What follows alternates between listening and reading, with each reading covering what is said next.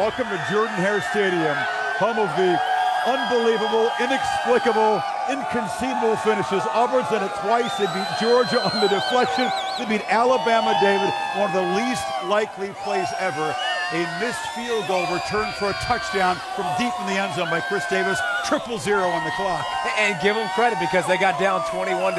They kept fighting. And how about Nick Marshall making a big-time play? I think it was like a quadruple option, run the zone read, has an option to throw to the flat, throws it down the field, makes a big play, ties it up, 25 seconds left, holds him, Yeldon steps out of bounds, ball game's over, 1 second on the clock, try to kick a field goal, 56 yards.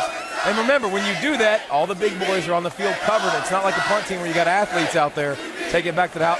Unbelievable how they hang around and always just stay the course and don't get flustered. Unbelievable. This Auburn team has the it factor, according to the coach Gus Malzahn, a miraculous turnaround from 0-8 a year ago in the SEC. Bama made lots of mistakes. They gave Auburn chance after chance, David, to stay alive in this game. Let's talk about some strategy. Saban electing not to kick what would have been a 31-yard field goal to go up 10 inside of 6 minutes. Then comes back, kicks a longer field goal, which is blocked, and then at the end of the game, goes for a 56-yarder, which is returned for a touchdown. I can't explain it, and I wouldn't have done it. I disagree with it. With all three of those? Well, here's the thing. If you're not going to kick the 31-yarder, if you've lost confidence in your kicker because he's already missed a kick, if that's the way you're going to roll, then don't kick it the next time. I mean, you're going to kick it the next time from 46. You got to go up 2 possessions. Alabama could have been up 10 points. They chose not to. Then they try to kick a 44-yarder. Give Auburn credit. They block the kick, and then they try to go with the long kicker and go from 56, and it cost them the game. I don't like the way they did it. If this game had nothing on the line, they'd still talk about it forever. They'll come up with catchy nicknames. That's what they do in this series. Look at something. To have everything on the line, a winner-take-all game in the SEC West is amazing. One stat these folks will like to hear, Nick Saban still has never beaten an Auburn team that finishes with 9 or more wins. That's at LSU or Bama. Should Auburn be given national championship consideration over an undefeated Ohio State team?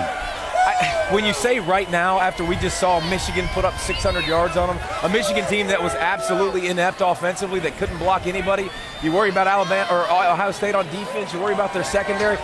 Right now, your first reaction is yes. And if they but 2 miraculous wins. Two miraculous fortunate. Wins. You beat the #1 team in the country. You got to go beat a Missouri possibly if Missouri takes care of business. Whoever they play in the SEC championship game, you got to win the SEC championship game to make it a debate. I think there are some people that would think so.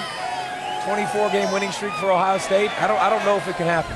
You know what? They're not even thinking about big picture right here. They just beat Alabama. Fans haven't even left yet. They're Bama just sitting there fans like are this. stunned. Auburn fans ready to party. And yes, they'll head to Atlanta for a chance to play for the SEC championship and perhaps something even bigger.